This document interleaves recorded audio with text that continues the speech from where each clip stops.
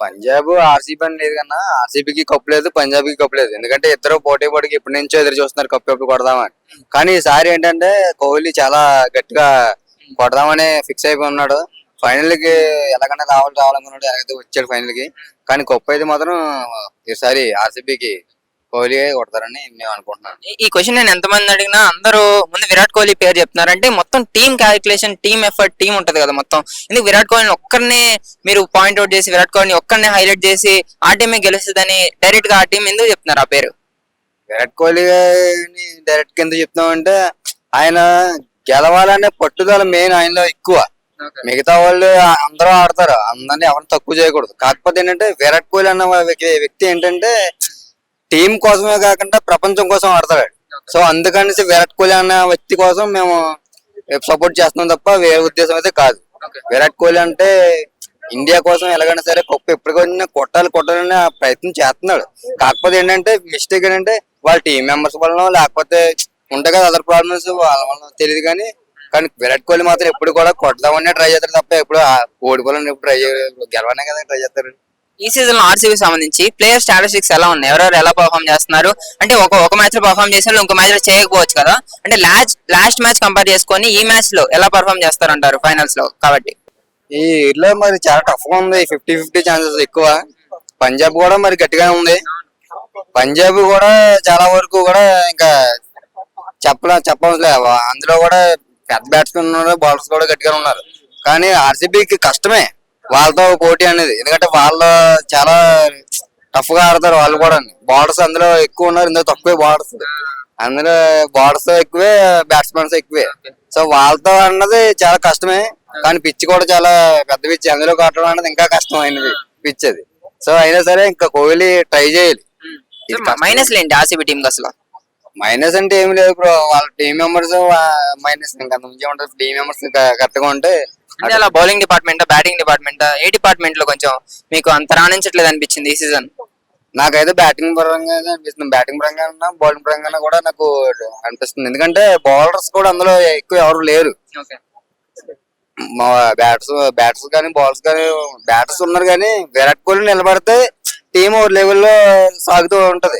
విరాట్ కోహ్లీ ఎప్పుడైతే వికెట్ పడిపోయిందో ఇంకా అక్కడ టీం చచ్చిపోయింది అనేసి చాలా వరకు నిరాశ కోల్పోతారు. మొన్న కూడా విరాట్ కోహ్లీ ఎంత 52 ఎంతో కొడితే అయిపోయింది, మ్యాచ్ చచ్చిపోయింది అనేసి అన్నారు.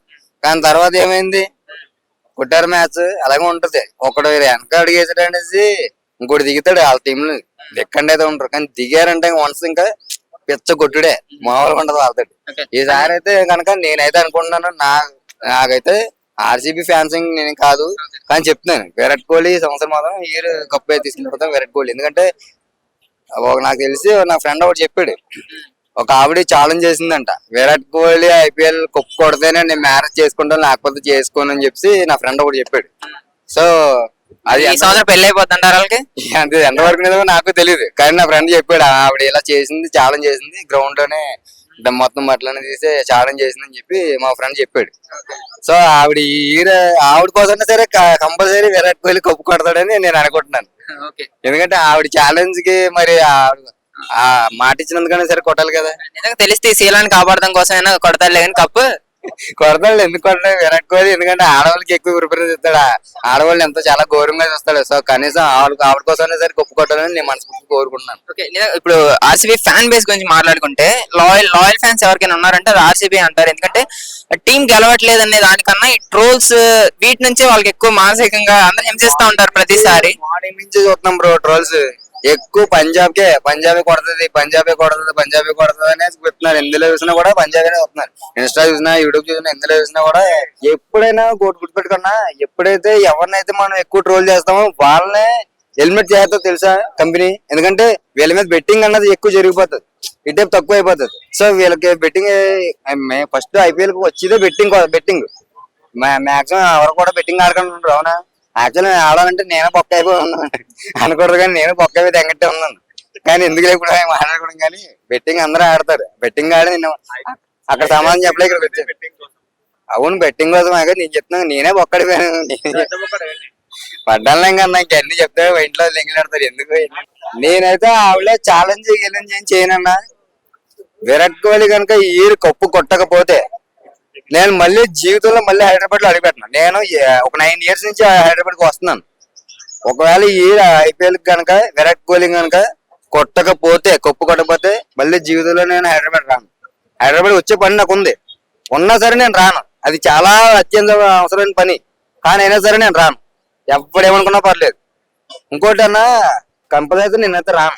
బెట్టింగ్స్ జోలికి వెళ్ళను. నేనైతే చెప్తున్నాను కదన్నా, ఐపీఎల్ ప్రకారంగా నేను మా అమ్మగారు ఏంటి, మా ఇంట్లో వస్తువులు ఏంటి, ఏది ప్రతిదీ కూడా చాలా వరకు నెంగవేసాను, చెప్పబోలే పోగొడేసాను.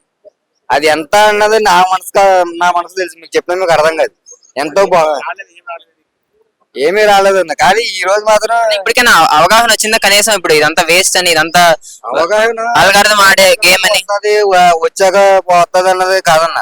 ఈ రోజు ఏంటన్నది మేము బెట్టింగ్ ఎంత ఆడుతాం అన్నది మీకు తెలియదు కాబట్టి చెప్తున్నాను. మామూలుగా మేము చాలా ఎక్కువ ఆడతాం. చూడడానికి నార్మల్ పర్సన్ ఉండదు, కానీ బెట్టింగ్ అంటే మాది గట్టిగా ఉంటుంది వాయింపు. సో ఈ బెట్టింగ్, ఈ రోజు జరిగే బెట్టింగ్ చాలా గట్టిగా ఉంటది. నేను ఆల్రెడీ ఇంటికాడ ఉంటే మా అమ్మగారు నాకు ప్రెజర్ ఎక్కువ పెడతారు, ఎందుకంటే బెట్టింగ్స్ ఆడేస్తాను కుదిరుండవు అని చెప్పి తిడతారనేసి నేను అక్కడి నుంచి నేను బయలుదేరిపోయి మార్నింగ్ ఇక్కడికి వస్తాను. ఎప్పుడు పెడతామన్నా, ఇప్పుడు ప్రస్తుతానికి ఇప్పుడు మా ఫ్రెండ్ కాల్ చేసి మాట్లాడాలి. వారితో మాట్లాడి బెట్టింగ్ అది గట్టిగా ఉంటది. లేదు అంతగా నువ్వు అనుకున్నంత ఎక్స్పెక్టేషన్ అయితే ఇంకా ఎక్కువ ఉంటది. మీ ప్రిడిక్షన్ ఏంటి? మీ ప్రిడిక్షన్ అదేంటన్నా? అదే ఆర్సీబీ అయినా ఖచ్చితంగా గెలిచేది. ఆర్సీబీ, ఇప్పుడు ఆర్సీబీ కోసం కదా నేను బెట్టింగ్ చేసేది. ఇప్పుడు దేనికోసం చేస్తాను? పంజాబ్ అయితే నాకు పంజాబ్ ఉంటది, ఎందుకంటే వాళ్ళు మన ఇండియన్సే కదా. కాకపోతే ఏంటంటే నాకు పంజాబ్ మీద నాకు ఇంత ఇంట్రెస్ట్ ఉండదు. నాకు ఎప్పుడు కూడా కోహ్లీ అన్న వ్యక్తి మ్యాచ్ కోసమే ప్రాణాలు ఇచ్చేస్తాడు. మిగతా వాళ్ళు ప్రాణాలు ఇస్తారు ఎవరన్నా తెలియదు, కానీ కోహ్లీ అన్న వ్యక్తి నీకు ప్రాణం కావాలి, క్రికెట్ కావాలంటే ముందు నాకు క్రికెట్ కావాలంటాడు, ప్రాణం పోయినా వాళ్ళది అంటాడు. అలాంటి వ్యక్తి. మరి బెట్టింగ్ ఆడకూడదని అందరూ చెప్తున్నారు. బ్రో మేము ఆడకూడదు, మేము ఆడాలని మాకు ఉద్దేశం ఉంటుందా? ఒకడు వస్తాడు, మా బెట్టింగ్ వేస్తున్నాను, వాళ్ళంతా కొడుతున్నా, ఇంత వస్తున్నారు, దీనికి ఎంత ఇస్తాను అంటారు. నాకు వద్దురే, నేను ఆడరంటే సరే వాయించేస్తారు అట్టుకుని ఆడు ఆడు ఆడు. ఆర్సీబీ గెలిస్తే మానేస్తారా? ఆర్సీబీ గెలిస్తే మళ్ళీ జీవితంలో ఎప్పుడు బెట్టింగ్ ఆను. ఆర్సీబీ గెలిస్తే బెట్టింగ్ జోలికి వెళ్ళను. ఆర్సీబీ కోసమే, ఆర్సీబీ గెలవాలని నేను బెట్టింగ్ మొదలెట్టాను. ఆర్సీబీ గెలిస్తే బెట్టింగ్ జీవితంలో ఆడను. ఇది మదర్ ప్రామిస్ గా చెప్తున్నాను. బెట్టింగ్ జోలికి వెళ్ళను. నేను ఇంట్లో అమ్మ నాన్న చెప్పిన మాటలే వింటాను. శుభ్రంగా పనికి వెళ్తాను, వస్తాను. ఇదే నా పని. బెట్టింగ్ అన్న జోలికి వెళ్ళను. నేను మొబైల్ టెక్నీషియన్ అన్న. మొత్తం ప్రతి ఒక్కడికి చెప్తాను, రోడ్డు మీద ఆర్సీబీ గెలగానే మొత్తం షర్ట్లన్నీ ఇప్పేసి అండర్వేర్ తో నడుపుతాను రోడ్ల మీద. ఏమైనా అవసరమా ఎవరికన్నా చెప్పండి. ఆర్సీబీ కోసం ప్రాణాలు అనేది చెప్తాం అంతే. ఈ రోజు బెట్టింగ్ మాత్రం గట్టిగా ఆడతాం అన్న. నేను ఫ్రాంక్ గా చెప్పేస్తాను, బెట్టింగ్ ఆడతాను. ఈ ఒక్కరోజే గెలిస్తే ఆడను, గెలబోయినా ఆడను. గెలకపోతే ఎందుకు ఆడాలనుకుంటాం? నాకు డబ్బులు కూడా లేదు.